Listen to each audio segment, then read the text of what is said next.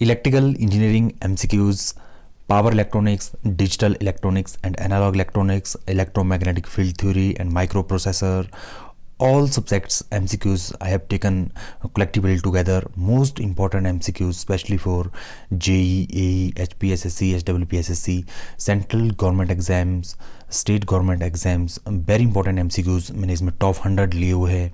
Various आपकी sources से हमने इसमें वेरियस बुक्स से और वेरियस इंटरनेट रिसर्च से और जो फिल्टर करके काफ़ी important most ever asked MCQs की जो एक तरह से कलेक्शन हमने इसमें ली हुई है.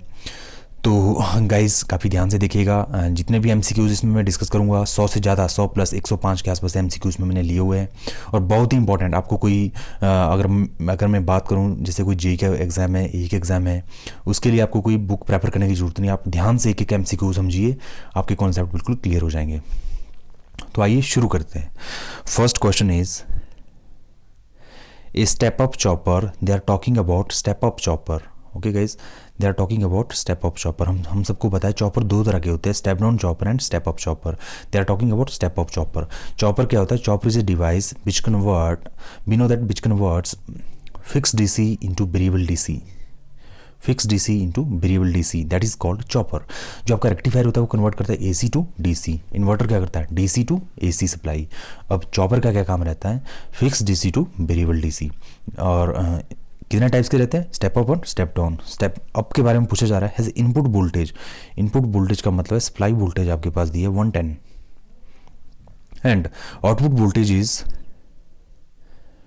150 volt. Okay guys, output voltage V0 150 volt. अगर आपने चॉपर इसका डायग्राम पढ़ा होगा, देखिए इसमें हम थोड़ा डेप्थ में इतना आपको बता नहीं सकते कि पूरा चॉपर की वर्किंग क्या है, प्रिंसिपल क्या है. उसके लिए हम इन अपकमिंग डेज हमारे चैनल की प्लेलिस्ट में आप देख सकते हैं. वहाँ पर हम थ्योरी सेक्शन में प्रॉपरली एक टॉपिक को पूरा डिस्क्राइब करेंगे.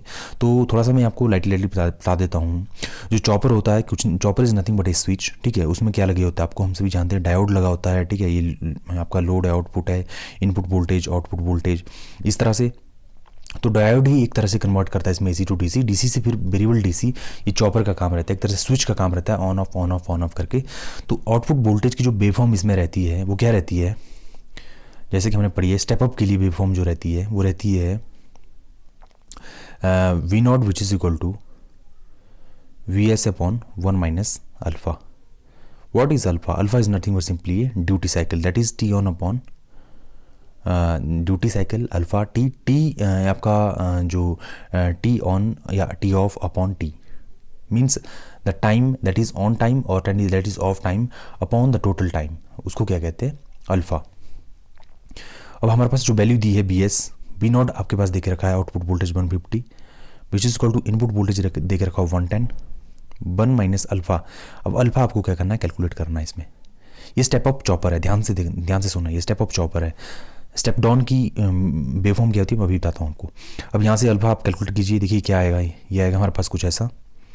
ये आएगा हमारे पास 1 माइनस अल्फा, ऊपर चला गया, और which is equal to 110 upon, इसको हम नीचे लेके आए, राइट हैंड साइड डिनोमिनेटर में चला जाएगा, ये लाइक दैट. तो इसको देखो, एक हो जाए alpha is equal to, alpha को उससे ले जाओ, इसको इससे ले जाओ, 1 माइनस 11 अपॉन 15. तो ये कुछ 4 अपॉन 15 आ रहा है. 4 अपॉन 15 मतलब 0.26 के आसपास वैल्यू आ रही है. तो right option is your option B is the right answer. Step up chopper ये हमारे पास था, जो जिसमें ड्यूटी साइकिल आया के बाद 0.26. अगर हम स्टेप डाउन चॉपर की बात करें, कुछ नहीं होता, थोड़ा सा मॉडिफिकेशन उसके फिगर में रहता है. जो आपका डायोड है और उसका जो चॉपर का एक तरह से जो स्विच है उसको इंटरचेंज किया जाता है पैरेलली, सीरीज से पैरेलल, और इंडक्टर भी लगाया जाता है समटाइम.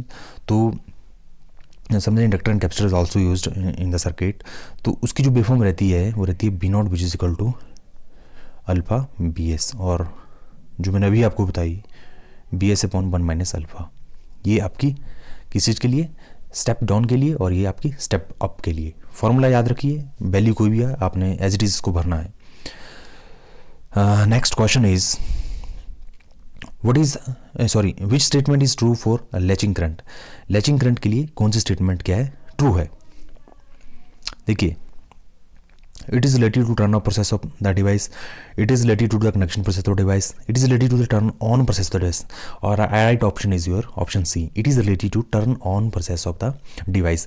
अगर आपने जो डायोड की कैरेक्टरिस्टिक्स कुछ इस तरह की पढ़ी होगी ऐसी जैसी, सॉरी थोड़ा डायग्राम थोड़ा एक्यूरेट बन नहीं पा रहा है, ऐसे ऐसे जैसे आपने पढ़ी होगी, उसमें देखा होगा आपने एक करंट होती है लैचिंग करंट और दूसरी करंट होती है होल्डिंग करंट.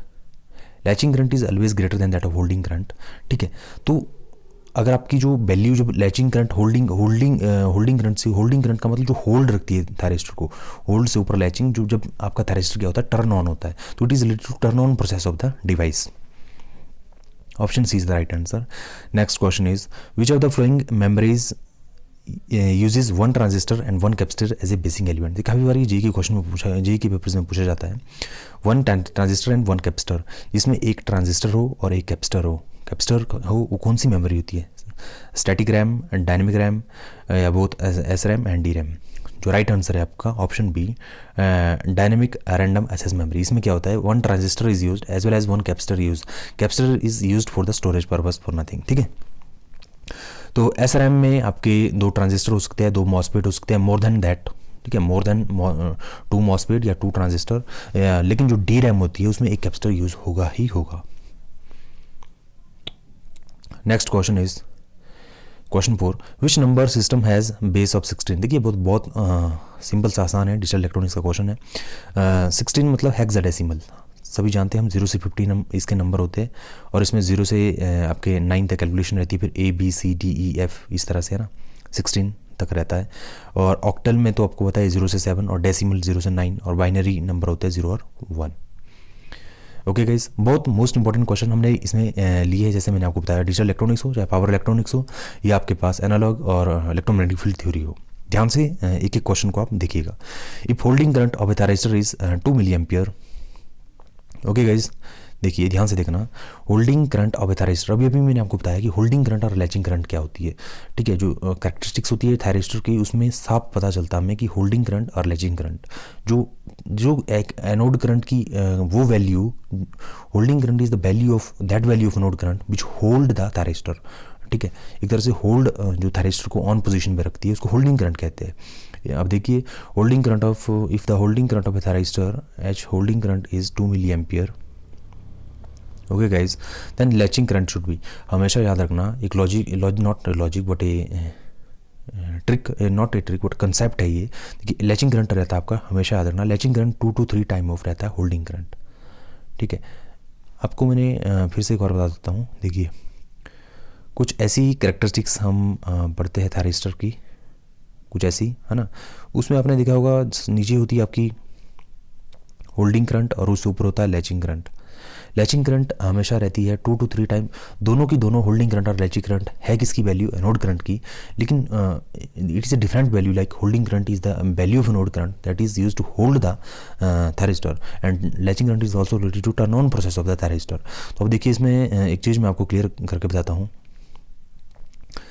आपका जो क्वेश्चन क्या पूछा हुआ है, आपका होल्डिंग करंट दिया हुआ है और आपको लैचिंग करंट निकालना है. ठीक है, अब देखिए ध्यान से, आपके पास लैचिंग करंट क्या होगा, सपोज मैं इसको 2 टाइम कर लूँ. होल्डिंग करंट हमारे पास क्या है, होल्डिंग करंट है हमारे पास 2 मिली एम्पियर. मिली क्या होता है, 10⁻³ अब -3 नीचे ले चलो इसको, 2 × 2 4, 2 × 2 अपॉन 10⁻³ मीन्स नीचे 1000 हो जाएगा, 10⁻³ हो जाएगा, तो ये आ गया 4/1000.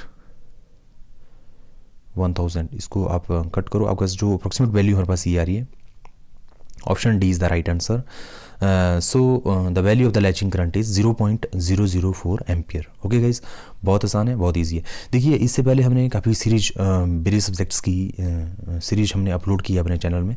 तो कुछ स्टूडेंट्स का उसमें कमेंट कुछ मार रहे थे कि सर आप हिंदी में बोलिए, है ना, लेमन लैंग्वेज में बोलिए, थोड़ा ईजीएस्ट वे में समझाइए, तो हमें समझ नहीं आ रहा. तो मैं काफ़ी लेमन लैंग्वेज में आपको समझाने की कोशिश कर रहा हूँ as much as I can.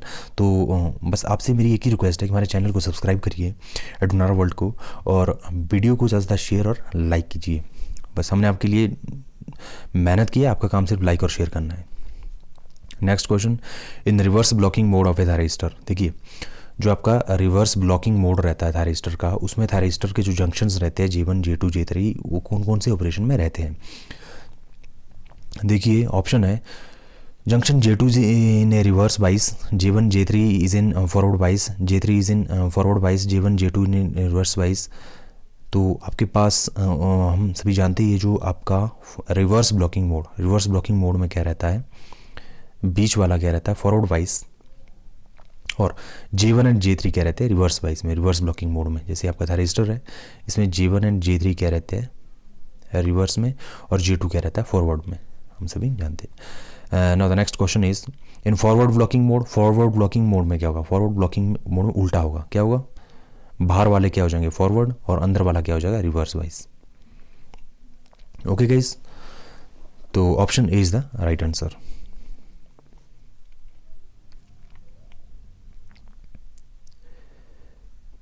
Now the next question is leakage current flows through the thyristor in, जो लीकेज करंट होता है थायरिस्टर में वो आपका कौन से उसमें फ्लो करता है, कौन से मोड में फ्लो करता है। देखिए option are forward blocking mode, reverse blocking mode, both forward and reverse blocking mode. ये आपका देखिए इसका राइट आंसर है हमारे पास both forward and blocking mode. Leakage current दोनों को केस में रहता है, ठीक है। आपका जो फॉरवर्ड रिवर्स ब्लॉकिंग मोड रहता है, ठीक है, या फॉरवर्ड ब्लॉकिंग मोड रहता है जब जंक्शन J1 एंड J3 इसमें आपके जो मैंने आपको बताया कि J1 J3 जो फॉरवर्ड वाइस में रहते हैं, जंक्शन J2 रिवर्स वाइस में रहता है, तो उसमें रिवर्स लीकेज करंट होगा ही होगा। या इसमें ऊपर वाले में मैंने आपको बताया कि रिवर्स ब्लॉकिंग मोड में जब J1 and J3 reverse bias होगा, J2 फॉरवर्ड वाइस होगा, J1 J3 रिवर्स, उस टाइम फिर से जो क्या होगा आपका लीकेज करंट फ्लो करेगा ही करेगा। तो option C is the right answer, option C is the right answer. Next question is which triggering is the most reliable, ये कह रहे हैं कि कौन सी ट्रिगरिंग आपकी मोस्ट रिलायबल है, ठीक है। Which triggering is the most reliable, forward voltage triggering, gate triggering, DB1 DT triggering, thermal triggering. The right answer is your P, gate triggering is the most reliable. Gate triggering इसलिए most reliable है क्योंकि जो इसमें जो junction temperature रहता है during gate triggering वो क्या रहता है डजंट राइज, वो आपका राइज नहीं करता है, वो आपका क्या रहता है एक तरह से कांस्टेंट रहता है, और उसमें जो लोकल हॉटस्पॉट होने के चांसेस भी कम रहते हैं। इसलिए गेट ट्रिगरिंग जो क्या रहती है आपकी सबसे बेस्ट ट्रिगरिंग रहती है। जैसे हम सभी जानते हैं डायोड यूनि डायरेक्शनल है, ठीक है, फिर उसके बाद थायरिस्टर आपका सेमी कंट्रोल्ड है, फिर GTO आपका फुली कंट्रोल्ड है, जिसमें गेट ट्रिगरिंग से ही गेट से ही आप उसको टर्न ऑन टर्न ऑफ कर सकते हैं, ठीक है। तो gate triggering is the best one. Next question is SCR will be turn off when anode current is, देखिए SCR is will be turned off when anode current is, options are less than latching current, what greater than the holding current value, and gate signal is 0, yes right answer। less than holding current, exactly। latching current is greater than holding current and no, this is wrong। देखिए SCR will be turned off, the right option is your D, both A and B is the correct। why, देखिए SCR will be turned off when anode current, मैंने आपको एक चीज़ कही थी कि less than holding current एक वो current होता है जो SCR को होल्ड में रखती है ऑन पोजीशन में। अब ये कह रहा है कि होल्डिंग करंट से नीचे आ रही है वैल्यू, तो मतलब ओबीएस है SCR क्या हो जाएगा टर्न ऑफ। ऑप्शन 1 देखिए less than latching current but greater than holding current, दोनों के बीच की वैल्यू है less than holding current and greater than, मतलब यहाँ की वैल्यू की बात की जा रही है, latching current but greater than holding current value. देखिए SCR उसमें क्या रहता है ऑन रहता है, लेकिन कंडीशन होनी चाहिए कि गेट सिग्नल आपका प्रेजेंट होना चाहिए, लेकिन इन्होंने खुद लिखा कि गेट सिग्नल इज 0, तो इट मीन्स गेट सिग्नल 0 है तो SCR क्या हो जाएगा आपका ऑफ हो जाएगा। तो option D is the right answer. Next question which of these sets of logic gates are designed as universal gate, देखिए यूनिवर्सल गेट्स कौन कौन से होते हैं, as we all know that NOR and NAND is also known as the universal gates. Why they are known as the universal gates, क्योंकि इनकी जो diagram से या इनकी हेल्प से अदर्स गेट्स को क्या किया जा सकता है डिस्क्राइब किया जा सकता है, बनाया जा सकता है इनकी हेल्प से, तो इसलिए इनको यूनिवर्सल गेट कहा जाता है, NOR और NAND। A option is the right answer. Video थोड़ी लंबी होगी लेकिन क्वालिटेटिव होगी और आपको किसी अदर बुक्स की हेल्प लेने की ज़रूरत नहीं होगी, और जितना हमारी तरफ से हो सकता है कि बेस्ट से बेस्ट क्वेश्चन आपके माइंड में हम अच्छी तरह से बिठा देंगे, बस ध्यान से देखिएगा। विच one of the following is not a vector interrupt, ठीक है। अब इन्होंने हमारे से पूछा हुआ है कि which one of the following is not a vector interrupt. Vector interrupt, देखिए नॉट ए वेक्टर इंटरप्ट। पहले समझते हैं वेक्टर इंटरप्ट क्या होता है। वेक्टर इंटरप्ट होता है interrupt which has a fixed vector position, जैसे 0024H है ना, 3CH है, इस तरह से कोई फिक्स्ड वेक्टर पोजीशन जिस इंटरप्ट की उसको वेक्टर इंटरप्ट कहते हैं। लेकिन इन्होंने पूछा हुआ है which one of the following is not a vector interrupt, जो वेक्टर इंटरप्ट नहीं है, मतलब which is a non vector interrupt. इनका बोलने का मतलब इनडायरेक्टली यही है कि which one is a non vector interrupt. तो I must tell you that non vector interrupt is INTR, only INTR। देखिए 5 हार्डवेयर इंटरप्ट है 8085 के, उसमें से INTR is only non vector interrupt and trap is the only non maskable interrupt. ध्यान से सुनिएगा, non maskable interrupt. Non maskable interrupt मतलब आप प्रोग्रामिंग कर रहे हो, कंप्यूटर में बैठे हो, एक ऐसा इंटरप्ट जो आपके प्रोग्राम को हाल्ट कर देगा, आपके PC को रोक देगा, हैंग कर देगा। यू कांट डिसेबल और ignore that interrupt, that is called non maskable interrupt, जिसको हटाया नहीं जा सकता है। Trap is the only non maskable interrupt, INTR is the only non vector interrupt, और बाकी सारे जो है क्या मास्केबल इंटरप्ट है, दैट कैन बी इग्नोर्ड और disabled by the instruction of the CPU। ध्यान से सुनिएगा, बहुत अच्छी तरह से मैं आपको एक चीज़ बता रहा हूँ। After proper turn on off a thyristor, after proper turn on, जैसे आपने थायरिस्टर को ऑन कर दिया, आपकी रिस्पॉन्सिबिलिटी बनती है कि गेट सिग्नल को क्या करना, आपने रिमूव करना। Option B is the right answer. देखिए इस तरह से थायरिस्टर रहता है, ये आपका गेट सिग्नल रहता है, एनोड कैथोड पॉजिटिव नेगेटिव, ये गेट सिग्नल रहता है। तो गेट सिग्नल को क्या करना पड़ता है, हमें रिमूव करना पड़ता है, so that reduce losses in the gate circuit. ठीक है, गेट सिग्नल को आप जैसे रिमूव करोगे ताकि हमारे जो लॉसेज हो, है ना, गेट रीजन में, गेट सर्किट में, वहाँ पे लॉसेज कम हो। Option B is the right answer. Next question is gate circuit और triggering circuit of a thyristor is, gate circuit और triggering circuit of a thyristor is. देखिए जो गेट सर्किट और ट्रिगरिंग सर्किट थायरिस्टर के रहता है, लो पावर सर्किट रहता है, लेकिन जो thyristor circuit is itself a high power circuit, what the gate they are asking about the gate circuit और triggering circuit, that is the low power circuit. Option A is the right answer. Next question, the latching current of SCR is 20 milliampere, 20 milliampere it's holding current will be. देखिए मैंने आपको एक चीज़ बताई थी starting में, latching current is 2 times that of holding current, approximately 2 times that of holding current. अब latching current आपके पास 20 milliampere दिया है, तो होल्डिंग करंट क्या होगा, होल्डिंग करंट होगा half of latching current. Half of latching current means 20 का हाफ कितना होगा, 10 milliampere। Option C is the right answer. Next question, thyristor can be protected from over voltage by using. Thyristor को जो protect किया जा सकता है ओवर वोल्टेज से, किस चीज़ को यूज़ करके, फ्यूज़, हीट सिंक, स्नबर सर्किट या फिर voltage clamping device. The right answer is your voltage clamping device. Over voltage से थायरिस्टर को वोल्टेज क्लैंपिंग डिवाइस। ये वोल्टेज क्लैंपिंग डिवाइस क्या रहता है, वोल्टेज क्लैंपिंग डिवाइस बताता हूँ आपको जस्ट इसमें नेक्स्ट हम इसमें पढ़ेंगे, लेकिन उससे पहले एक और चीज़ बता देता हूँ आपको। Thyristor can be protected bye over current. अगर यहाँ पे लिखा होता ओवर करंट तो हम क्या कहते, बाय सर्किट ब्रेकर और by fuse. Thyristor can be protected from over current by circuit breaker और by fuse. What they are asking about the over voltage, we have to go with voltage clamping device. नीचे next question है, example of voltage clamping device. जो voltage clamping device रहते हैं कौन कौन से रहते हैं, देखिए वोल्टेज क्लैंपिंग डिवाइस होता है आपके मेटल ऑक्साइड बैरिस्टर्स। बैरिस्टर्स जो नेगेटिव रेजिस्टर होते हैं, ठीक है, बैरिस्टर, मेटल ऑक्साइड बैरिस्टर जो होते हैं आपके, वो आपका वोल्टेज क्लैंपिंग डिवाइस होता है जो कि ओवर वोल्टेज से थायरिस्टर को बचाता है। Next question is how can be protect SCR from thermal condition. How can be protect SCR from thermal conditions. देखिए options are use of snubber circuit, heat sink, CB and fuse, using equalising circuits. Thermal condition की बात कही है तो भी इसका right answer होगा B, using heat sink. SCR from thermal condition they can be protected by using heat sink. Next question is which of the following is used in heat sink. Heat sink किस चीज़ का बना होता है, क्या use किया जाता है उसमें, aluminium. B is the right answer. Okay guys, काफ़ी बार ये क्वेश्चन पूछा जाता है कि which of the following is used in heat sink, तो aluminium. Next is materials used in heat sink should have जो इसमें मटेरियल रहता है वो हीट सिंक में उसकी जो प्रॉपर्टीज़ है कौन कौन सी होनी चाहिए? हाई थर्मल कनेक्टिविटी बिल्कुल, large surface area absolutely, high melting point, all of these option are correct, option D is the right answer. Next question, what is used to protect a thyristor from high di upon dt condition? High rate of change of current, they are talking about high rate of change of current. What is used to protect a thyristor from high di upon dt condition? देखिए आपका क्या रहता है, ये high D I upon D T की जब बात आएगी, हम सभी जानते हैं इंडक्टर एक ऐसा डिवाइस होता है सर्किट में जो rate of change of current को चेंज होने से रोकता है. Rate of change of current को क्या करता है, ये कम करता है. तो option C is the right answer.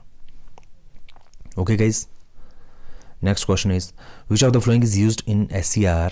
Which of the following is used in SCR to protect from high dB upon dt? अब high dB upon dt की बात हो रही तो high dB upon dt जो प्रोटेक्ट किया जाता है स्नवर सर्किट. अब स्नवर सर्किट क्या होता है? स्नवर सर्किट इज नथिंग, आप कुछ मत करो, एक रजिस्टर लगा दो, उसके पैरेलल में कैपेसिटर लगा दो, वो आपका बन जाएगा स्नवर सर्किट. अब क्वेश्चन उठता है कि इस कैपेसिटर का क्या काम है यहाँ पे, इसका देखिए जो इस रजिस्टर का क्या काम है यहाँ पे. देखिए जब कैपेसिटर, हम सभी जानते ही है कैपेसिटर और इंडक्टर दोनों दो भाई एक ऐसे है इलेक्ट्रिकल इंजीनियरिंग इलेक्ट्रिक सर्किट्स में जिनका बिहेवियर बिल्कुल डिफरेंट है रजिस्टर से. रजिस्टर भोला वाला है और कैपेसिटर और इंडक्टर दोनों शातिर है. ये क्या करते हैं, फर्स्ट साइकिल में इंडक्टर फर्स्ट साइकिल में क्या करता है, it takes energy then it deliver the energy. Same ये क्या करता है कैपेसिटर, फर्स्ट साइकिल में पहले क्या होगा, चार्ज, फिर क्या होगा, discharge, charge discharge, charge discharge electrical circuit में. तो जब चार्ज कैपेसिटर हमारा इस सर्किट में फुली हो जाएगा, उसका जब डिस्चार्ज होता है तो उस डिस्चार्जिंग करंट को कम क्या करता है, ये रजिस्टर करता है. इसलिए इस रजिस्टर का यूज़ यहाँ पे किया जाता है. तो snubber circuit high D P upon D T और high D I upon D T के लिए मैंने आपको पिछले क्वेश्चन में बताया कौन सा होता है, आपका इंडक्टर यूज़ किया जाता है. Next question, what happen due to high D I upon D T? ठीक है, जो high D I upon D T है आपका, जिसके लिए हम इंडक्टर का यूज़ करते हैं, अगर इंडक्टर का हम यूज़ ना करें तो क्या होगा, उससे कुछ नहीं होगा, आपका लोकल हॉटस्पॉट होगा. लोकल हॉटस्पॉट मतलब उस सर्किट में नियर बाय क्या होगा, आपके पास ब्रेकडाउन होगा, वो आपका क्या हो जाएगा, एक तरह से हीट जनरेट होगी और आपका हॉट सर्किट आपका डैमेज हो सकता है. Next question, but may happen high D upon D T?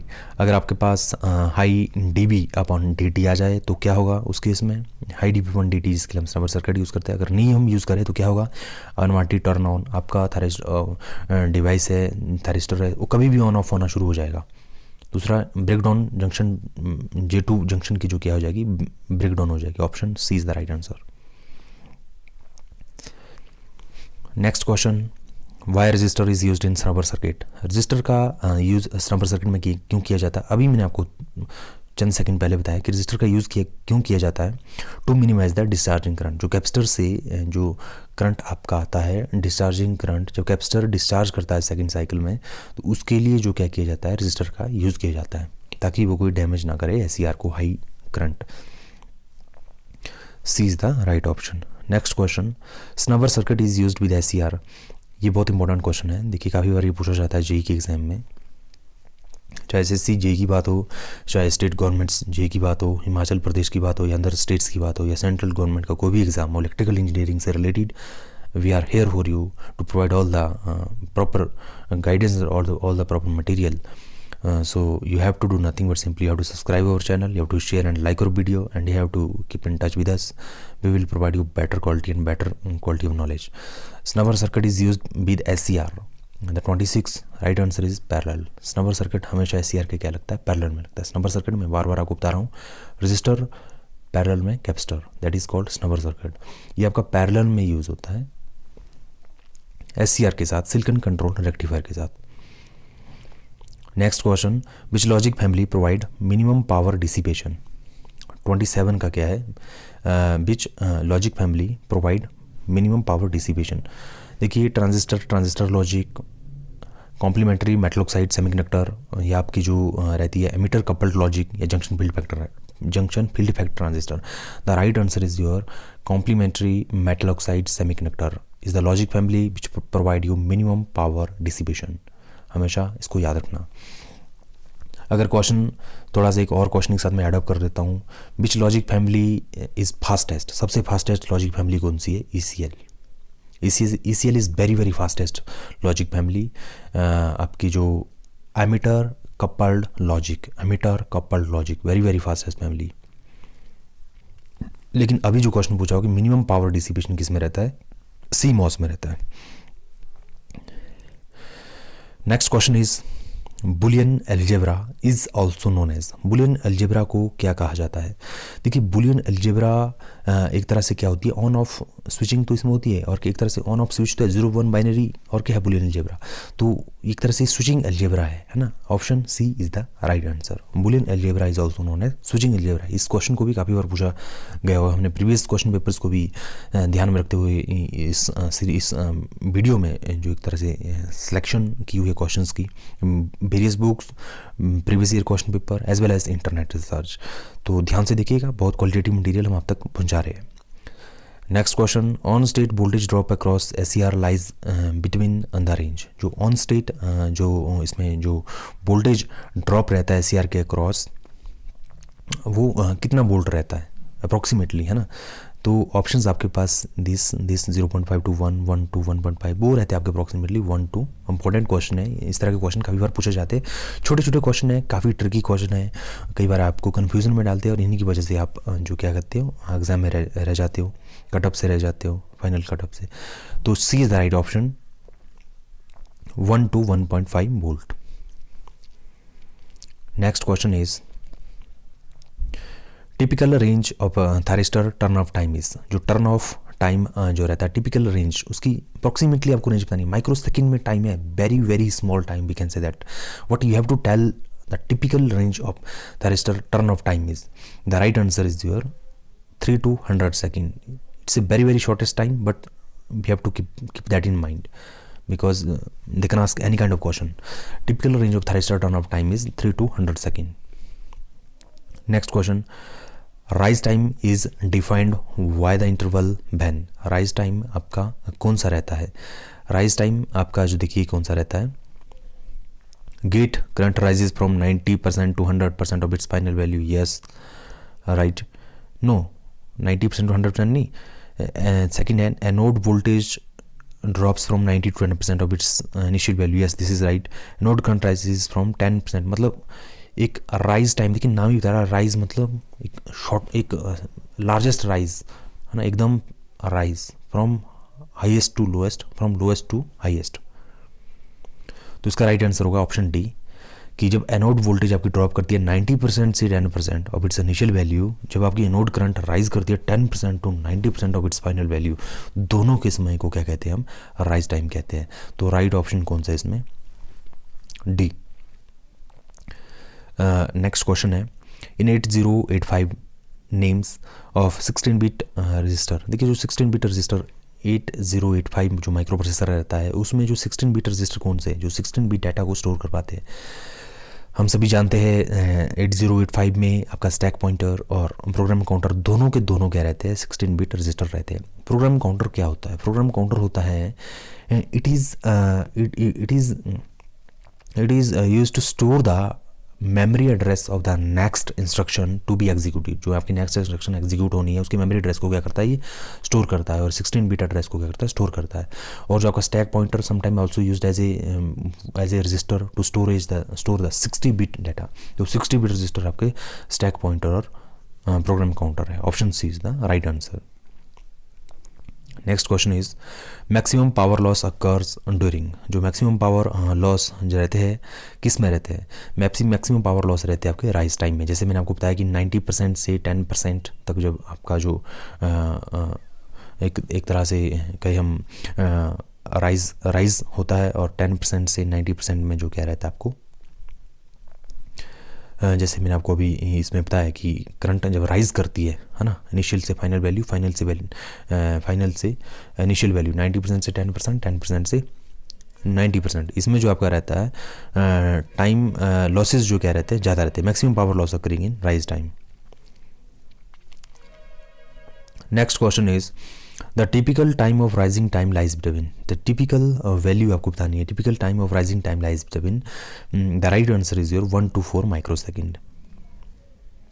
Okay guys, 1 to 4 micro second. Micro is nothing but simply 10⁻⁻⁶ बहुत ही माइन्यूट में ये वैल्यू है। और मतलब वी कैन से दैट अगर हम फिजिकल एग्जिस्टेंस और रियल लाइफ में फिजिकली देखें, रियल लाइफ में देखें, तो इस टाइम को हम इमेजिन भी नहीं कर सकते। 10⁻⁻⁶ microsecond.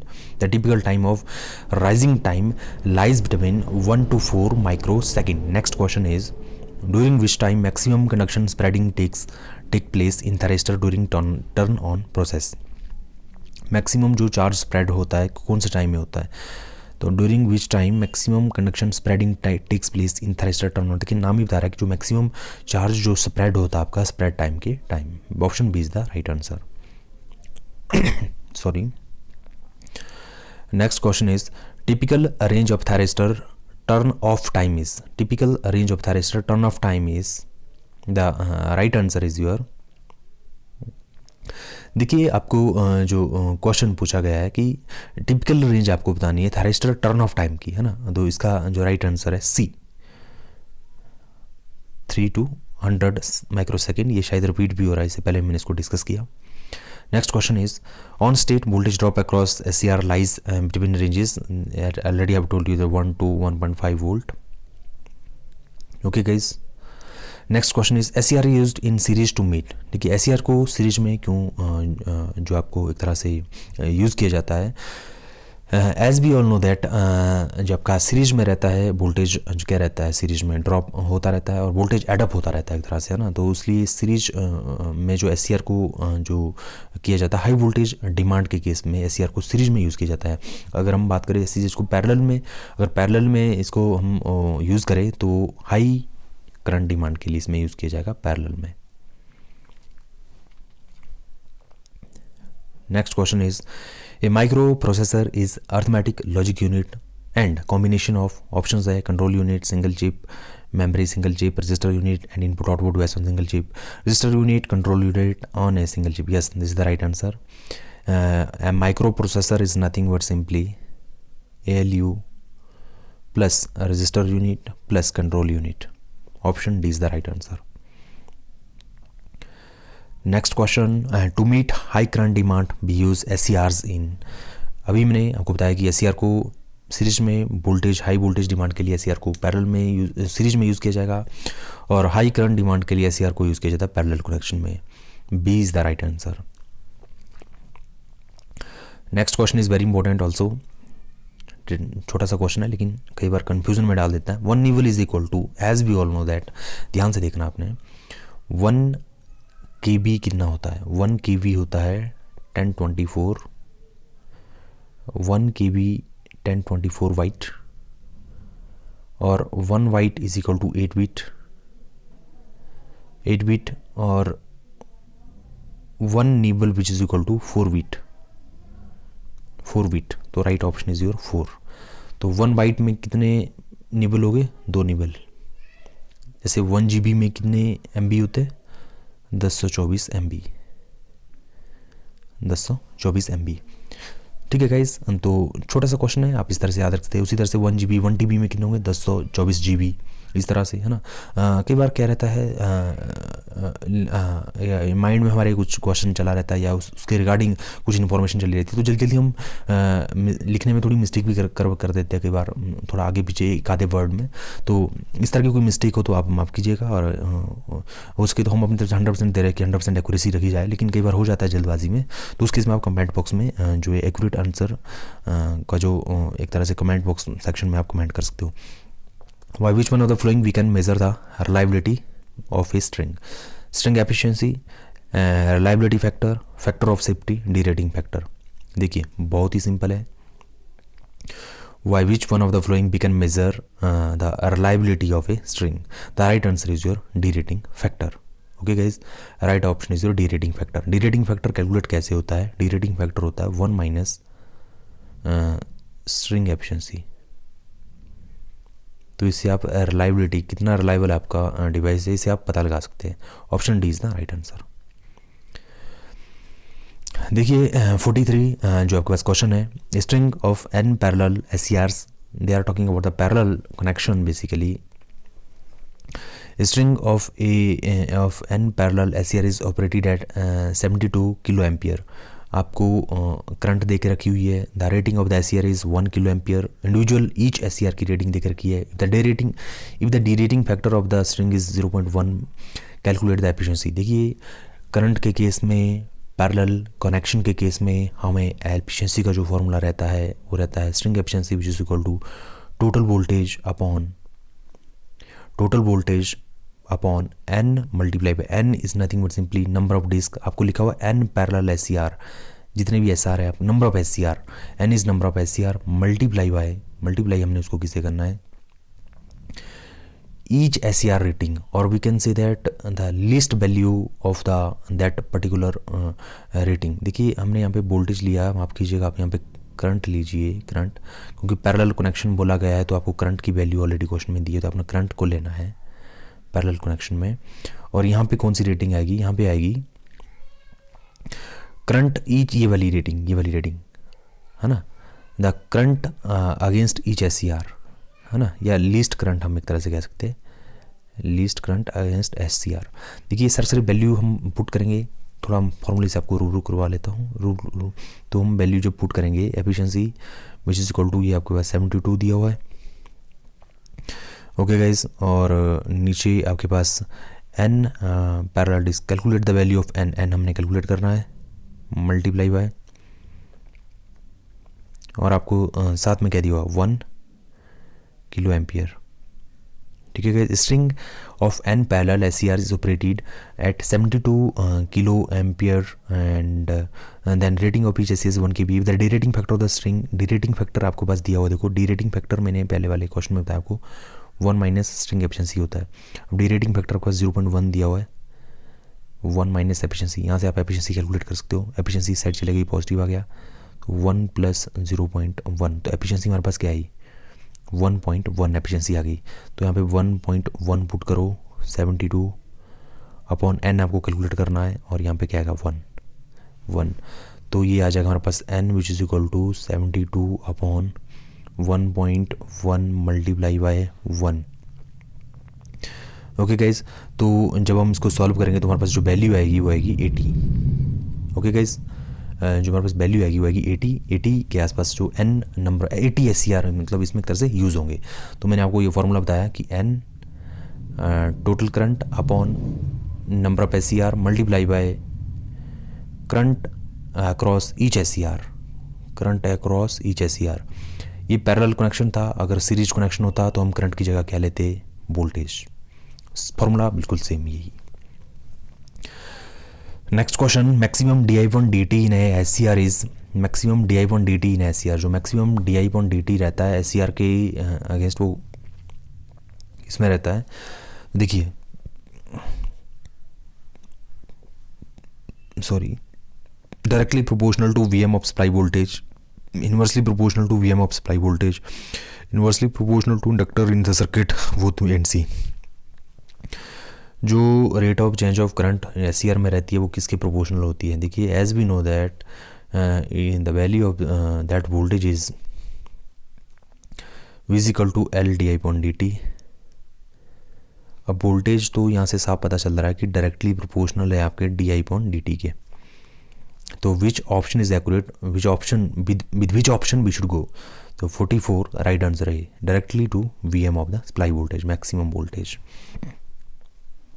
Next question is anode current in an SCR consist of, जो आपकी एनोड करंट है वो क्या कंसिस्ट करती है, होल्स, इलेक्ट्रॉन्स, आइदर इलेक्ट्रॉन्स और होल्स, बोथ इलेक्ट्रॉन और होल्स। देखिए जो ध्यान से सुनना, anode current of SCR consist of holes only, a option is the right answer.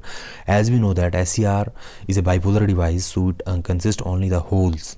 Next is dynamic equalising circuit is usually, जो डायनेमिक इक्वलाइजिंग सर्किट क्या होता है आपका, it is nothing but simply ये स्नवर सर्किट। स्नवर सर्किट को और क्या कहते हैं, डायनेमिक इक्वलाइजिंग सर्किट। तो इसका जो राइट आंसर कौन सा होगा, बोथ बी एंड सी। हम सभी जानते हैं स्नवर सर्किट क्या करता है, to limit d1 dt of SCR और फॉर वोल्टेज इक्वलाइजेशन, और to limit di/dt dt of SCR ये किसका काम, इसके लिए हम क्या यूज़ करते हैं, inductor. Dynamic equalising circuit is nothing but snubber circuit. The clock speed of 8085 microprocessor, जो आपका माइक्रो प्रोसेसर रहता है 8085, उसकी क्लॉक स्पीड क्या रहती है, हाईएस्ट फ्रिक्वेंसी 2 मेगाहर्ट्ज़ और +5 वोल्टेज पे काम करता है। तो option D is the right answer. Next question is which of the following is a 2 terminal 3 layer device. 48 का आपको राइट आंसर बताना है। BJT, power diode, MOSFET, none of the above. As we know that the power diode is a 2-terminal 3-layer device, and because we know that it's a PN junction, 2-terminal or 3 anode cathode or 3-layer device. Power diode, B is the right answer. Next question is which of the following is not a power transistor? इसमें से कौन सा आपका power transistor नहीं है? देखिए transistor की family इसमें साफ पता चल रही है। सी मॉसफेट ये भी है, ये भी है, ये भी है। तो IGBT is not a power transistor. Okay guys, next question is in a Boolean algebra A.A is equal to. देखिए जो बुलियन एल्जेब्रा रहता है A.A, उसमें क्या होता है, आपने जो इक्वेशंस बुलियन एल्जेब्रा की पढ़ी होगी उसमें A.A जो आपके पास रहता है वो रहता है A.A is equal to A is the right option. Which of the following is normally on device. इसमें से कौन सा आपके पास ऑन डिवाइस है? ऑन डिवाइस है आपके पास SIT, BJT, ट्राइक और IGBT। तो ऑन डिवाइस इसमें जो हमारे पास है वो है SIT। SIT is nothing but simply static induction transistor and that is mostly used in high frequency and high power rating application and so static induction transistor जो क्या है आपके पास ऑन डिवाइस है। Next question is power transistor are type of. जो power transistor है आपके power transistor कौन कौन से होते हैं ये इसमें पूछा गया है। Power transistor are type of, देखिए कौन कौन से BJTs पावर ट्रांजिस्टर कौन कौन से BJTs भी होता है, MOSFET, bipolar junction transistor, metal oxide semiconductor field effect transistor, insulated gate bipolar transistor और इसमें एक और रहता है, कौन सा रहता है, स्टैटिक इंडक्शन ट्रांजिस्टर। ये सारे के सारे क्या है, 4 टाइप्स रहते हैं इसके पावर ट्रांजिस्टर के। ये मैंने आपको बताया। इससे पहले मैंने आपको एक क्वेश्चन ये यहाँ पे बताया था, देखिए which of the following is not a power transistor. देखिए इसको थोड़ा आप इसको थोड़ा क्या कहते हैं एक तरह से IGBT, मॉसफेट, BJT और SIT आपके पावर ट्रांजिस्टर है। इसको थोड़ा आप रेक्टिफाई कीजिए, मैंने आपको यहाँ पे थोड़ा बताया होगा। देखिए यहाँ पे जो ऑप्शंस IGBT तो आपके पास पावर ट्रांजिस्टर रहता ही है। कूल मॉस यहाँ पे ऑप्शन थोड़ा हमने रॉन्ग लिखे हुए हैं। देखिए which of the following is not a power transistor. Power transistor triacs भी आपका देखिए IGBT होता है ना, मॉसफेट होता है, उसके बाद SIT होता है, ये जैसे मैंने आपको यहाँ पे बताया, BJT भी है, मॉसफेट भी है और उसके बाद IGBT भी है और SIT भी है। तो हमारे पास बचा कौन सा डिवाइस फिर, ट्राइक है ना। तो इसका ऑप्शन जो क्या होगा C। इसको थोड़ा रेक्टिफाई कीजिए, माफ़ कीजिएगा, मैंने आपको पहले आई थिंक पहले मैंने आपको IGBT कुछ ऐसा बताया था। तो triac is not a which of the following is not a power transistor. Triac is not a power transistor. Okay guys, तो आपके पास पावर ट्रांजिस्टर कौन कौन से होते हैं मैंने आपको बताया, BJT, मॉसफेट, IGBT और SIT। Static induction transistors 4 types के। अगर आपको किसी क्वेश्चन में कन्फ्यूज़न लगे या कोई क्वेश्चंस अगर आपकी कोई क्वेरी हो तो आप कमेंट सेक्शन में कमेंट करके बता दीजिएगा। GTO can be turn on by applying. हम सभी जानते हैं जो GTO को टर्न ऑफ किया जाता है high very high magnitude of positive gate signal या गेट करंट और we can say negative current है ना, बट उसका मैग्नीट्यूड काफ़ी हाई रहता है। पॉजिटिव गेट सिग्नल इसको इसके गेट टर्मिनल में दिया जाता है। तो option is the right answer. SIT is also known as, जो आपके पास SIT है उसको SITH is also known as. SITH को और क्या कहा जाता है? तो गाइज इसका जो राइट आंसर है field controlled, SIT is also known as field controlled diode. ठीक है, ये आपका जो फील्ड कंट्रोल्ड डायोड रहता है silicon static induction thyristor is also known as field controlled diode. Next is a power MOSFET has 3 terminals called. हम सभी जानते ही है जो पावर आपका मॉसफेट रहता है कुछ ऐसे आपने थ्योरी सेक्शन में अगर इसको पढ़ा होगा कहीं पे, है ना। इसके कौन कौन से रहते हैं हम सभी जानते ही है, आपका सोर्स, बीच में गेट रहता है और ड्रेन, इस तरह से, है ना। इसको पावर मॉसफेट कहते हैं। मैंने आपको इसकी रेटिंग बता दी कि voltage rating is inversely proportional to frequency. MOSFET एकमात्र ऐसा डिवाइस है जो हाईएस्ट फ्रिक्वेंसी के लिए यूज़ किया जाता है, इसकी वोल्टेज रेटिंग कम होती है और फ्रिक्वेंसी इसकी काफ़ी हाई रहती है। तो right option is drain, source and gate. Next question, a modern power semiconductor device that combines the characteristics of BGT and MOSFET is that is equal to IGBT। हम सभी जानते ही है जो IGBT रहता है, IGBT is nothing but simply why we say that it is a combination of MOSFET plus BGT। हम ऐसा क्यों कहते हैं? देखिए, हम ऐसा इसलिए कहते हैं क्योंकि जो इसका जो इम्पेडेंस रहता है वो वेरी वेरी हाई रहता है लाइक मॉसफेट, और जो इसके ऑन स्टेट पावर लॉसेस होते हैं बिल्कुल BGT की तरह, ऑन स्टेट पावर लॉसेस बिल्कुल BGT की तरह, और इम्पेडेंस मॉसफेट की भांति बिल्कुल हाई रहता है, इसलिए IGBT को क्या कहा जाता है, combination of MOSFET and BGT। Next question is which one is the most suitable power device for high frequency. मैंने अभी आपको बताया कि voltage rating is inversely proportional to frequency.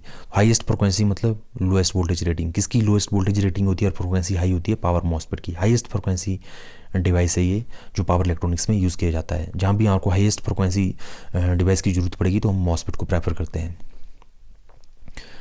B is the right option. Next question is thermal voltage VT can be given by. जो thermal voltage VT है वो क्या रहती है? देखिए, जो थर्मल वोल्टेज VT रहती है वो रहती है KQ/T is the first. A is the right option, where Q is nothing but simply electrons, and the T is nothing but simply absolute temperature, and K is nothing but simply a Boltzmann constant. Option A is the right answer. Next question, IGBT combines the advantages of, as I have told you, that BGT and MOSFET. Like BGT, it has on-state power loss, and like MOSFET, it has a high impedance. So that's why it's a combination of BGT and MOSFET. Next is, compared to transistor, fill in the blanks, have lower on-state conduction losses and higher power handling capability. तो ये क्या कह रहा है कि जो आपकी ऐसा compare to transistor fill in the blanks have lower on state conduction losses and higher power handling जो कैपेसिटी किसकी है? तो right option is your thyristor. We know that thyristor is a solid state device.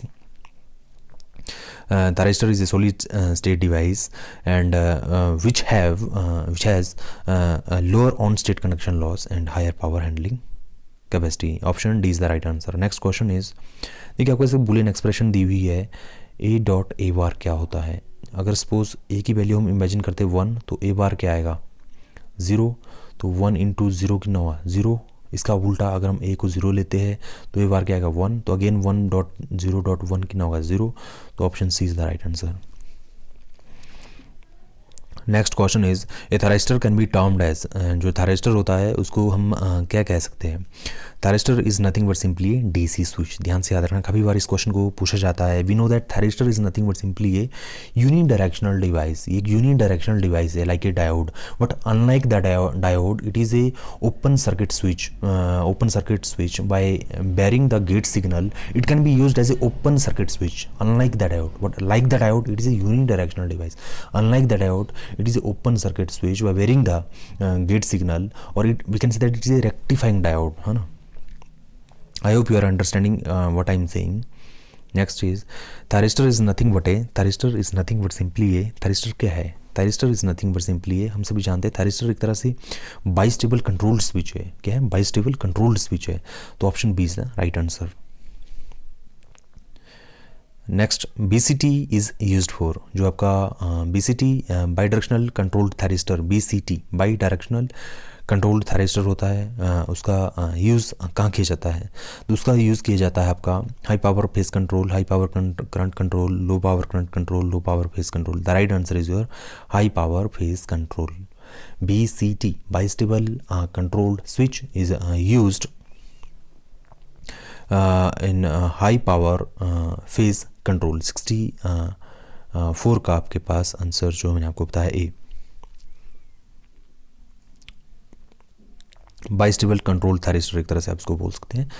Total number of instructions in 8085 micro processor. Micro processor में जो instructions रहती है total number कितनी रहती है 246। इसको हमेशा याद रखना आपने 246।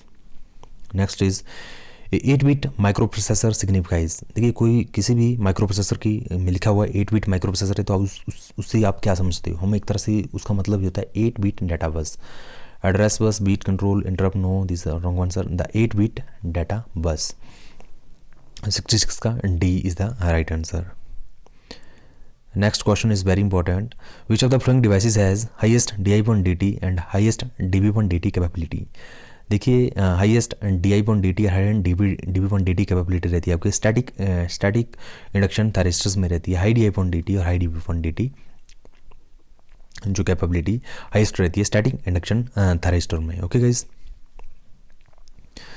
तो थोड़ा अगर आपको सम एक दो बुक्स में मैंने इसके रिगार्डिंग देखा था या कहीं देखा था तो उसमें GTO भी लिखा था, लेकिन ऐसा कुछ नहीं है। स्टैटिक इंडक्शन थायरिस्टर जो रहता है वो हाई DI/DT कैपेबिलिटी के लिए रहता है। अगर आपके पास कोई इस तरह का सॉलिड वैलिड ये प्रूफ है कि GTO ही होता है तो आप कमेंट सेक्शन में बता सकते हैं, लेकिन we have to go with option A right now. Next is which of the following is disadvantages of fast recovery diode. Fast recovery diode के डिसएडवांटेजेस क्या रहते हैं? Disadvantages of fast recovery diode. देखिए फास्ट रिकवरी डायोड में सबसे बड़ा disadvantages ये रहता है कि इसमें आपको डोपिंग करनी पड़ती है। जो आपकी गोल्ड और प्लेटिनम की इसमें डोपिंग आपको करनी पड़ती है, ठीक है। और जो इसका जो रिवर्स रिकवरी टाइम रहता है वो तो काफ़ी हाईएस्ट रहता है 5 माइक्रोसेकंड के आसपास। लेकिन जिसमें एक आपका डिसएडवांटेज है आपको इसमें डोपिंग करनी पड़ेगी, एल्यूमिनियम और प्लेटिनम डोपिंग करनी पड़ेगी। इसमें फिर फॉरवर्ड वोल्टेज ड्रॉप क्या होते हैं, इंक्रीज होते हैं। Next is a power semiconductor में undergo damage due to. Power semiconductor में अंडरगो डैमेज ड्यू टू। जो पावर सेमीकंडक्टर है वो डैमेज हो सकता है किस चीज़ से?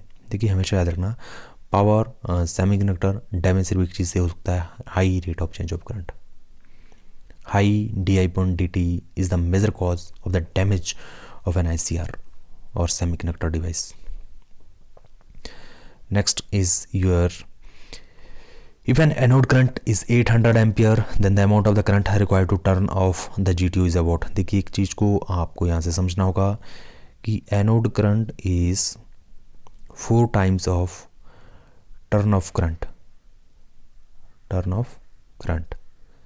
Okay guys, turn off current of GTO। If anode current आपके पास दिया हो 800, 4 time turn off current of the GTO। अब हमारे को निकालना है ये वाला करंट आएगा I टर्न ऑफ बराबर है 800/4, तो ये होगा guys 200 ampere. So option D is the right answer.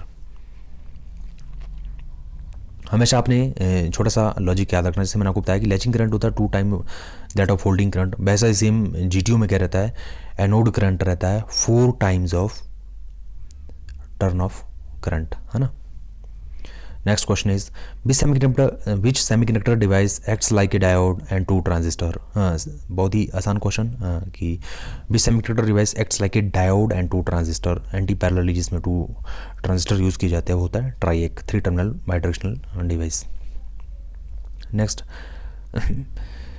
Once complement of the given number. देखिए आपको पूछा वंस कॉम्प्लीमेंट, इलेक्ट्रॉनिक्स का क्वेश्चन है। वंस कॉम्प्लीमेंट का मतलब क्या था, उल्टा। वंस का उल्टा मतलब ये जितनी वैल्यू इसका उल्टा कर दो, 0 1 का 0 0 का 1 कर दो, 0 0 1 1 0 1 0 1, इस तरह की कौन सी वैल्यू नज़र आ रही है हमें?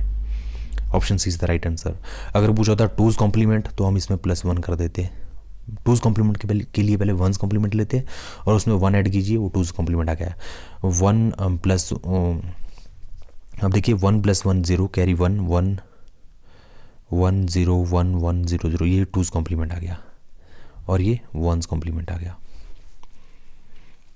Next question is the latching current of GTO should be of the order of. जो लैचिंग करंट होती है आपकी GTO की वो हाईएस्ट रहती है, कितनी रहती है, सबसे हाईएस्ट रहती है। तो right answer is your which one is right answer, 2 ampere.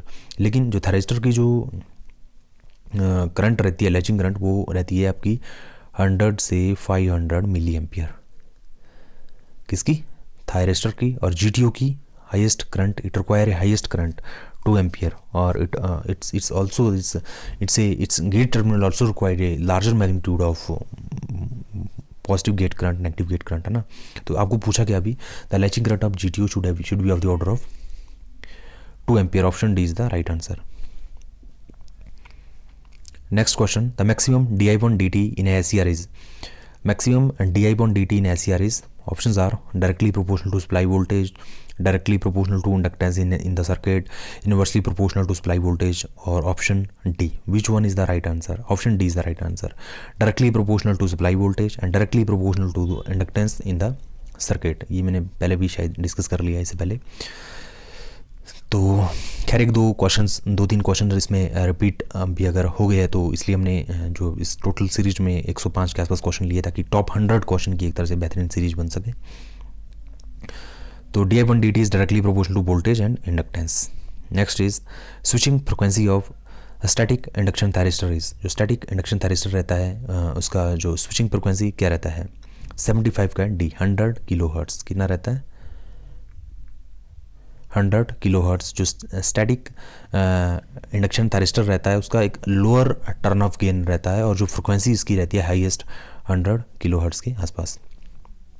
Next is the function of snubber circuit connected across the SCR is, जो स्नबर सर्किट, ये कई बार ये क्वेश्चन पूछा जाता है बार बार। मैंने आपको बताया कि snubber circuit is nothing but simply combination of parallel combination of resistor और capacitor, that is called snubber circuit. और SCR के साथ ये पैरेलल में कनेक्ट किया जाता है और इसका क्या काम रहता है, इसका सप्रेस करता ही dB/dt को। Okay guys, high rate of change of जो वोल्टेज आपका उसमें होता है उसको कम करता है। 8085 micro processor has how many pins, आपने देखा होगा जो माइक्रो प्रोसेसर रहता है 8085 जो माइक्रो प्रोसेसर रहता है उसमें जो पिन रहती है आपकी इस तरह से रहती है कुछ, तो उसमें 40 पिन्स रहती है टोटल, जिसमें 27 जो क्या रहती है आपकी आउटपुट पिन रहती है। Next question is number of hardware interrupt present in 8085 microprocessor is. मैंने आपको इससे पहले वाले थोड़ी देर पहले हमने क्वेश्चन डिस्कस किया वेक्टर इंटरप्ट और नॉन वेक्टर इंटरप्ट। सेम वैसे ही यहाँ पे ये पूछा गया कि कितने इंटरप्ट्स रहते हैं इसमें। इंटरप्ट मतलब जो नॉर्मल एग्जीक्यूशन प्रोग्राम की क्या करते हैं, हाल्ट करते हैं, रोकते हैं उसको, मतलब एक तरह से तंग करते हैं, उसको डिसेबल करते हैं, ठीक है। तो कितने इंटरप्ट है, 5। Option is the right answer. कौन कौन से, देखिए INTR, ट्रैप, रीसेट 7.5, रीसेट 6.5 और रीसेट 3.5 या 5.5 कुछ ऐसा इसमें देख लेना आपने, ठीक है। तो अब देखिए INTR एकमात्र आपका कौन सा है, नॉन वेक्टर इंटरप्ट है। ट्रैप एकमात्र नॉन मास्केबल इंटरप्ट है, दैट कांट बी इग्नोर्ड और डिसेबल्ड, आपको इसको प्रायोरिटी देनी ही पड़ेगी, ठीक है। बाकी सारे आपके मास्केबल इंटरप्ट है। 5 इंटरप्ट होते हैं जो मैंने आपको बताया। Identify the non maskable interrupt from the flowing. मैंने अभी आपको बताया जो नॉन मास्केबल इंटरप्ट है 8085 का, जो 5 इंटरप्ट है इसके, उसमें से जो नॉन मास्केबल इंटरप्ट है ट्रैप, जिसको और कहा जाता है, जिसको इसका अनदर नाम है रीसेट 4.5, ठीक है गाइज। तो ये आपका एकमात्र नॉन मास्केबल इंटरप्ट है 8085 का। मतलब आप नॉर्मल प्रोग्रामिंग एग्जीक्यूशन कर रहे हो अपने पीसी में, तो इस तरह का अगर इंटरप्ट आ जाए ये पूरी आपकी फंक्शनिंग को क्या करेगा, हाल्ट करेगा, रोक देगा उसको, मतलब एक तरह से एग्जीक्यूट होने से रोकेगा। आपको उसको पहले प्रेफरेंस देनी पड़ेगी, ठीक है। Option D is the right answer. बाकी सारे आपको मैंने बताया कि सारे क्या है आपके 5 हार्डवेयर इंटरप्ट्स ऑफ 8085। मैंने पहले 3.5 बताया था आपको, 5.5 है, माफ़ कीजिएगा। दूसरा क्या है, एक रह गया ट्रैप और ये रह गया INTR। ये हो गया आपके 5 interrupt of 8085। Next is the interrupt vector address for trap. Trap का जो वेक्टर एड्रेस रहता है, ठीक है, वेक्टर इंटरप्ट है। नॉन वेक्टर इंटरप्ट कौन सा है, INTR। जो वेक्टर इंटरप्ट ट्रैप का इसका एड्रेस, पर्टिकुलर एड्रेस रहता है वेक्टर इंटरप्ट का, वो है 0024। Next temporary registers in 8085 are. जो 8085 है उसमें जो टेम्पोररी रजिस्टर्स रहते हैं वो कौन कौन से रहते हैं, they are use for temporarily, that is these are W and Z। Option D is the right answer. Next question, two parallel plates are separated by a distance D. देखिए two parallel plates are separated by distance D okay, या हम कहें दो charge के बीच का distance है D, and the field intensity is, हम सभी जानते हैं आपकी जो फील्ड इंटेंसिटी रहती है E is equal to V upon D. D is the distance between the two charge and B is the potential difference between the two charge. ये हमने फिजिक्स में पढ़ा हुआ है, आप सभी जानते हैं, प्लस अगर आपने नॉन मेडिकल पढ़ा है तो फिजिक्स में इसको काफ़ी अच्छी तरह से बताया जाता है कि किस तरह से इलेक्ट्रिक फील्ड इंटेंसिटी आपकी पोटेंशियल डिफरेंस वी अपॉन दोनों के बीच का डिस्टेंस होता है, V upon D. Option B is the right option. Next question, the right hand rule for determining the direction of induced EMF was introduced by. देखिए right hand rule की को सबसे पहले इंट्रोड्यूस किसने किया, हम सभी जानते हैं फ्लेमिंग ने। फ्लेमिंग ने दो रूल दिए, राइट हैंड रूल और लेफ्ट हैंड रूल। देखिए राइट हैंड रूल की अगर हम बात करें, ये आपकी 4 फिंगर रहती है, तीनों फिंगर को आपको आगे लाना है, एक थंब आपको ऊपर ले जाना है और आपको मिडल फिंगर ऐसे करनी है। तो आपका जो 4 फिंगर है वो डायरेक्शन देता है मैग्नेटिक फील्ड की, मिडल फिंगर डायरेक्शन देता है करंट की, और 4 जो आपका थंब है वो डायरेक्शन देता है आपकी फोर्स की। This is your right hand rule और nothing else, Fleming. Next is whenever the magnetic flux changes with respect to an electric conductor or a coil, an EMF is induced in a conductor is called Faraday, the great legend and the great personality in the field of electrical engineering or physics, Michael Faraday। ठीक है, तो ये इनका कहना था कि magnetic flux change होगा तो उससे इंड्यूस किया होगा EMF। ये है फैराडे का फर्स्ट लॉ, और EMF is directly proportional minus d5 on dt, d5 on dt। ये फैराडे का सेकंड लॉ कि जितना ज़्यादा आपका rate of change of flux होगा उतना ज़्यादा EMF इंड्यूस होगा। तो ये फैराडेज के क्या है लॉ है, लेकिन ये उन्होंने पूछा फर्स्ट लॉ के बारे में, तो we have to go with first option. इन्होंने इसके बारे में सिर्फ पूछा, और जो डायरेक्शन कौन बताता है, लेंज लॉ। खैर यहाँ पे नहीं है वो। Next, which of the following represents the Ohm's law. ये है गिवन क्वेश्चन, ये कह रहा है कि ओम्स लॉ, देखिए ओम्स लॉ क्या रहता है, voltage is directly proportional to current, R is constant of proportionality और रेजिस्टेंस। ठीक है जी, ये भी ठीक है। अब इसी में देखिए थोड़ा मॉडिफाई कर दूँ मैं, रेजिस्टेंस का उल्टा क्या होता है, कंडक्टेंस। 1/r या r को मैं 1/g लिख सकता हूँ, तो ये हमारे पास क्या आया 1/gi। अब i की वैल्यू यहाँ से क्या आई vg, तो ये दोनों तो बिल्कुल एक्यूरेट हो गए।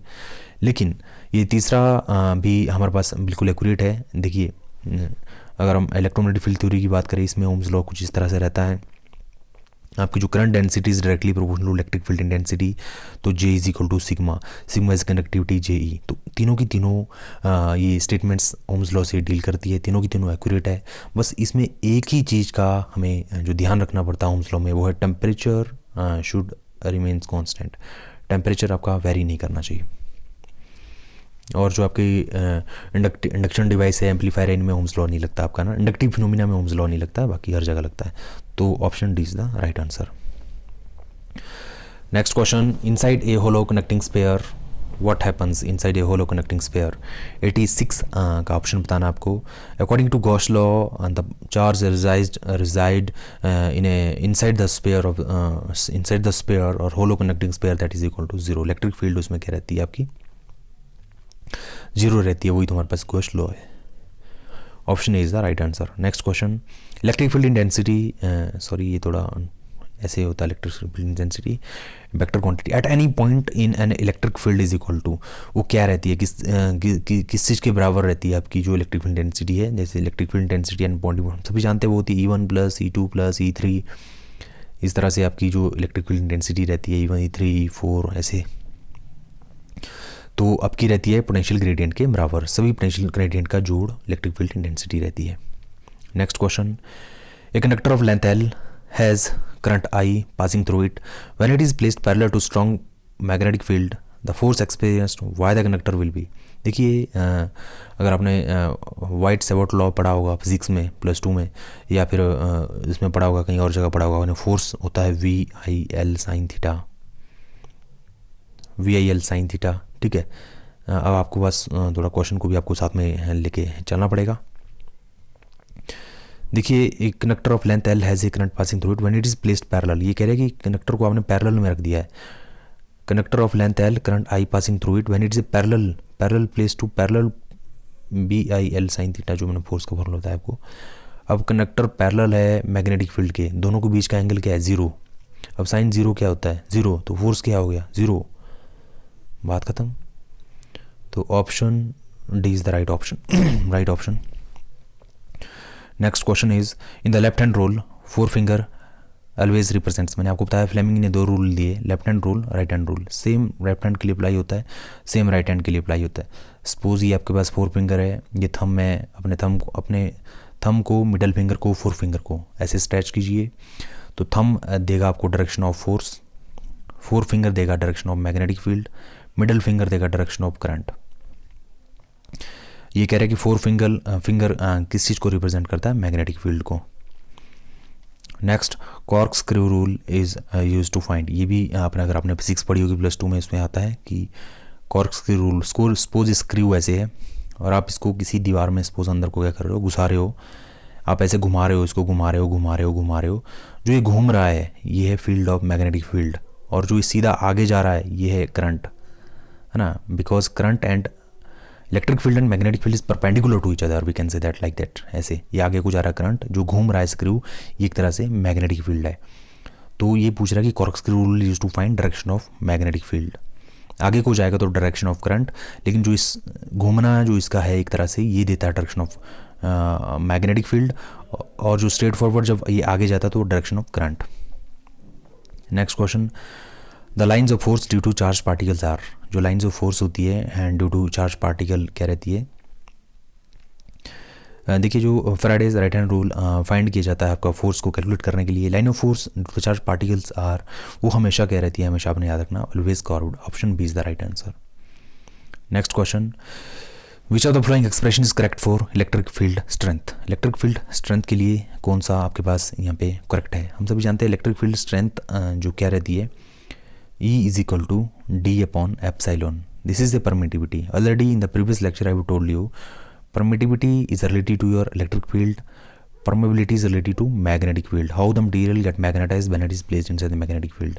Permittivity, how the material get polarized when it is placed inside the electric field. इसकी वैल्यू क्या रहती है, इसकी वैल्यू हम सभी जानते हैं रिलेटिव परमेबिलिटी रहती है, रिलेटिव परमिटिविटी रहती है, permittivity upon permittivity of the free space, तो परमिटिविटी की वैल्यू आएगी mu naught mu R, same इसकी वैल्यू ऐसे ही mu naught mu R. Okay guys, तो ये डी क्या है हमारे पास, ये डी हमारे पास इलेक्ट्रिक डिस्प्लेसमेंट है। ओके गाइज, इलेक्ट्रिक डिस्प्लेसमेंट है, तो आपके पास जो electric field strength is directly proportional to electric displacement. Option last option is your right answer. यहाँ से डी की वैल्यू क्या आएगी, epsilon E. Next question is Xerox machine is working on, और we can say that Xerox machine works on, ये कौन से principal पे वर्क करती है। देखिए जो जेरोक्स मशीन रहती है वो आपकी इलेक्ट्रोस्टैटिक इफेक्ट पे वर्क करती है। बहुत इंपॉर्टेंट क्वेश्चन है, इस तरह के क्वेश्चन काफ़ी बार पूछे जाते हैं, थोड़े यूनिक से। इलेक्ट्रोस्टैटिक इफेक्ट पे ये जो क्या करती है, वर्क करती है। आपका इसमें कुछ भी नहीं रहता है, जो आपका इलेक्ट्रोस्टैटिक इफेक्ट इसमें जो क्या रहता है, जो आपका जो चार्ज एक तरह से स्प्रे किया जाता है किसी सेमीकंडक्टर, पर्टिकुलर सेमीकंडक्टर सरफेस में चार्ज स्प्रे किया जाएगा, और उसमें जो क्या रहता है उसके बाद धीरे धीरे उसमें जो इंक से इंजेक्ट होकर इमेज एक तरह से बनती है। इलेक्ट्रोस्टैटिक्स इफेक्ट इसमें जो यूज़ किया जाता है जेरोक्स मशीन में। Option is the right answer. Unit of electric flux densities, unit of electric flux density, electric flux density देखिए phi is equal to A B, electric flux density phi is equal to A B. Magnetic flux density होता है 5/a, लेकिन electric flux density क्या होता है, newton per metre square, या we can say that newton over area और coulomb पर metre square. Option C is the right answer. Okay guys, weber per metre square, ये तो मैग्नेटिक फ्लक्स डेंसिटी या tesla है। ठीक है गाइज, ये मैग्नेटिक फ्लक्स डेंसिटी और ये इलेक्ट्रिक फ्लक्स डेंसिटी कूलम पर metre square. Next question is the magnetic field required to reduce the residual magnetism. देखिए पहले समझिए रेजिडुअल मैग्नेटिज्म क्या रहता है।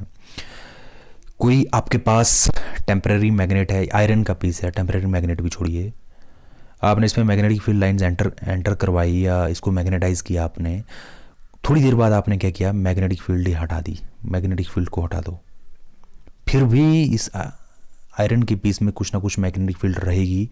जो बची हुई मैग्नेटिक फील्ड है उसको बोलते हैं रेजिड्यूल, रेजिड्यूल मतलब बचा हुआ, रेजिड्यूल मैग्नेटिज्म। अब उसको कम करने के लिए जो फील्ड हम अप्लाई करते हैं या फील्ड जो हमारे को रिक्वायर्ड चाहिए होती है उसको बोलते हैं coercivity. Option A is the right answer. Next question is the EMF induced in the conductor rotating in a bipolar field. EMF induced in a conductor rotating in a bipolar field, वो कौन सा EMF induced होता है इसमें? AC। Bipolar field में हमेशा generation होती है AC की। Next question, skin depth is proportional to, जो स्किन डेप्थ होती है वो किस चीज़ की प्रोपोर्शनल होती है? It is specially related to cables. तो स्किन डेप्थ देखिए, स्किन डेप्थ का फॉर्मूला रहता है 1/√, और वी कैन से √1 तो 1 ही रहता है, तो इसको हम थोड़ा ऐसे भी लिख सकते हैं कि delta is equal to 1/√μ πf conductivity. अब म्यू क्या होता है, मैंने आपको बताया कि परमेबिलिटी ऑफ फ्री स्पेस और रिलेटिव परमेबिलिटी। तो यहाँ से पता चल रहा है कि skin depth is inversely proportional to conductivity, inversely proportional to frequency. तो ऑप्शंस आपके पास क्या क्या दिए हैं हम देखते हैं। Skin depth is proportional to, तो इसमें जो गिवन ऑप्शन तो यही लग रहा है कि इनवर्सली प्रोपोर्शनल टू कनेक्टिविटी। और एक चीज़ हमेशा याद रखना आपने, जो स्किन इफेक्ट होता है आउटरमोस्ट लेयर में, जो कंडक्टर के जो पोटेंशियल आता है वो इनवर्सली प्रोपोर्शनल होता है किसके? स्किन डेप्थ के। Skin effect is inversely proportional to skin depth, मतलब skin depth is inversely proportional to connectivity, it mean skin effect is directly proportional to connectivity. इस चीज़ का हमेशा ध्यान रखना। और skin depth is inversely proportional to frequency, but skin effect is directly proportional to frequency, क्योंकि skin depth is inversely proportional to skin effect. Which of the following is zero in relation to electromagnetic fields? Electromagnetic fields के लिए कौन सी चीज़ आपकी zero रहती है? देखिए, जो अगर आप डाइवर्जेंस लेंगे, कर्ल लेंगे, divergence of curl of A, divergence of curl of A क्या रहता है आपके पास? जीरो रहता है। आप इसको इसमें डिफरेंट वैल्यूज़ लेके आप किसी भी चीज़ का पहले कर्ल निकालिए, कर्ल ऑफ ए, उसके बाद उसका डाइवर्जेंस निकालिए, तो आपके पास वैल्यू जीरो आएगी। Option C is the right option. Next 100th question is the force on a charge moving with velocity v under the influence of the electric and magnetic field is given by which one of the following? देखिए, जो force होती है आपकी वो होती है Q E plus electric field plus velocity into the magnetic field. हमेशा इसको याद रखना, बहुत इंपॉर्टेंट है। कई बार ये पूछा जाता है कि force which is equal to force on a charge moving with velocity b under the influence of the electric and magnetic field is given by which one of the following? That is equal to charge electric field plus velocity multiply by magnetic field. Magnetic field के multiply में velocity है, electric field है और Q है। Option B is your right answer. Next question है हमारे पास 101। If the static magnetic field, वैसे तो मैंने टाइटल इस सीरीज में डाला हुआ है, इस वीडियो की सीरीज में टॉप 100 क्वेश्चन है, लेकिन मैंने आपको बताया कुछ एक ऐसे क्वेश्चन है बीच में जो काफ़ी 2-3 क्वेश्चन ऐसे हैं जो रिपीट भी हो बीच में। तो इस करके मैंने 4-5 क्वेश्चन इसमें एक्स्ट्रा डाल दिए ताकि आपको ऐसा ना लगे कि इसमें 100 क्वेश्चन नहीं है। 101 is if the static magnetic flux density is B then, अगर आपके पास क्या हो, स्टैटिक मैग्नेटिक फ्लक्स डेंसिटी आपके पास क्या हो, V हो, then which one? Curl of V0, divergence of B0, curl of B is equal to J, divergence of B is equal to J। The right answer is your divergence of B is equal to 0। Okay guys, जो divergence of V is equal to 0। Okay guys, जो static magnetic flux density होता है उसमें जो क्या रहता है, उसमें integral of magnetic flux density क्या रहता है? 0 रहता है। ये मैक्सवेल लॉ तो है, और क्या है? Divergence of B which is equal to 0, और the integral of the magnetic flux density over a particular surface that is equal to 0, divergence of B that is equal to 0। ये Maxwell के law है और कुछ भी नहीं है। Static magnetic flux density B than divergence of B is equal to 0। Next question देखिए, एक क्वेश्चन यहाँ पे ये था आपके पास, जैसे मैंने आपको बताया कि divergence of curl of is equal to 0 आप इसको जैसे कैलकुलेट भी कर सकते हैं। जैसे F कोई आपका वेक्टर है तो इस तरह से curl F1 curl Y curl F1 curl Z, इस तरह से है ना। फिर आप जैसे z से बाई को इसको माइनस कीजिए, है ना, इस तरह से curl z upon curl z curl f upon curl z minus curl f upon curl by. Value put करके आप इसमें देख सकते हैं, आपके पास ये वैल्यू प्रूव हो जाएगी। आपको फॉर्मूला पता होना चाहिए, वैल्यू आपके पास कुछ भी दी हो सकती है। Next question is the main purpose of choke is. देखिए ये भी काफ़ी बार पूछा जाता है जेईई एग्जाम्स में कि चोक का क्या काम है। पहले तो समझिए choke is nothing but simply inductor. ठीक है, एक तरह से इंडक्टर होता है, इस शिप में चोक होती है। इसका क्या काम रहता है, ये आपकी क्या करती है, टू पास लो फ्रिक्वेंसी। ये क्या करती है, लो फ्रिक्वेंसी को, जो फ्रिक्वेंसी लो होगी उसको क्या करेगी, ये पास होगी, और जो फ्रिक्वेंसी हाई होगी उसको क्या करेगी, ये ब्लॉक। ध्यान से सुनिएगा, the main purpose of choke is to pass low frequency and to block high frequency. Option C is the right option. Next question, the Biot Savart's law is a general modification of. Biot Savart's law क्या होता है, Biot Savart's law is nothing but simply a general modification of Ampere's law, जिसमें हम सभी जानते हैं V is equal to mu I, mu permeability, I current flowing through A particular circuit when a conductor is placed inside a circuit, conductor is placed inside a circuit and it's a magnetic field। तो एक तरह से White-Savart law is nothing but simply a modification of Ampere law। अगर आपने +2 में physics अच्छी तरह से पढ़ा होगा तो डेफिनेटली उसमें 4th यूनिट के आसपास रहता है बायोट-सावर्ट लॉ आपका, जिसमें हर एक चीज़ प्रॉपरली मेंशन की होती है कि फोर्स कैसे कैलकुलेट होती है, VIL साइन थीटा, है ना। किसी कंडक्टर को हम मैग्नेटिक फील्ड के अंडर में रखते हैं, इन्फ्लुएंस में रखते हैं, उससे उस कंडक्टर में क्या प्रभाव पड़ता है। तो खैर अभी हमें इस चीज़ के बारे में जानना है कि Biot-Savart law is A modification of ampere law. Next question, which device is a current control device. ये बहुत इंपॉर्टेंट क्वेश्चन है, काफ़ी बार पूछा जाता है कि करंट कंट्रोल डिवाइस कौन सा है। करंट कंट्रोल डिवाइस है आपका BJT। याद रखो, BJT bipolar junction transistor is a current control device, और MOSFET FET VGT is a voltage control device, और this is a current control device. और GTU, SCR and triac, these are current triggered device, these are current triggered device। BJT is a current control device, these are voltage control device। next question and the last question of this series is chopper। chopper का मतलब जो chop करे, is used to convert। क्या convert करता है ये आपका जो कन्वर्ट करता है आपका fixed DC to variable DC। AC to DC काम है रेक्टिफायर का, DC टू AC काम है इन्वर्टर का, फिक्स्ड DC से वेरिएबल DC ये काम है आपका चॉपर का। चॉपर कुछ भी नहीं है, एक स्विच होगा, स्विच के साथ एक डायोड लगा होगा। ठीक है, डायोड लगा होगा, डायोड के साथ में लोड कनेक्टेड होगा। इसमें आप वेरियस ऑपरेशन परफॉर्म करोगे। इस स्विच के माध्यम से कभी इसको ऑन करोगे, ऑफ करोगे, ड्यूटी साइकिल कैलकुलेट करोगे, उसी को चॉपर कहा जाता है। Step up step down chopper होता है, जैसे फर्स्ट क्वेश्चन मैंने आपको बताया सीरीज की। तो फिक्स्ड DC से वेरिएबल DC में जो कन्वर्ट करता है उसको चॉपर कहते हैं। तो गाइज ये थी हमारे पास top 100 most important top 100 questions of power electronics, microprocessor, digital analog electronics और इलेक्ट्रोमैग्नेटिक फील्ड थ्योरी के टॉप 100 क्वेश्चंस। 2-3 क्वेश्चन रिपीट हुए इसलिए मैंने 105 क्वेश्चन इसमें लिए। तो बहुत ही क्वालिटेटिव क्वेश्चंस। आई होप कि आपको एक एक क्वेश्चन अच्छी तरह से समझ आया होगा। और इसी तरह अगर आपने नॉलेज ग्रहण कर लिया है तो इस वीडियो को ज़्यादा शेयर करें, लाइक करें, ताकि औरों को भी किसी बुक को ज़्यादा से ज़्यादा बुक को प्रेफर करने के बजाय वो इस वीडियो को अच्छी तरह से देखें, ताकि उनको कॉन्सेप्ट क्लियर हो। और जो भी एग्ज़ाम अपकमिंग एग्ज़ाम आ रहे हैं जेईई के, चाहे SSC जेईई की हो, स्टेट गवर्नमेंट जेईई की हो, सेंट्रल एग्ज़ाम हो, उसमें जो है उनकी हेल्प हो सके। Thanks for watching this video guys. Please subscribe Edunara world, like share the video, and this video is represented by this is here Kamlesh Kumar Thakur, and I have done my BTech in electrical engineering. So I hope you understand, and हमारे साथ लगातार इस video में बने रहने के लिए आपका दिल की गहराइयों से धन्यवाद। वीडियो को ज़्यादा शेयर करें, लाइक करें, और एडुनारा वर्ल्ड को सब्सक्राइब करें। Thank you very much.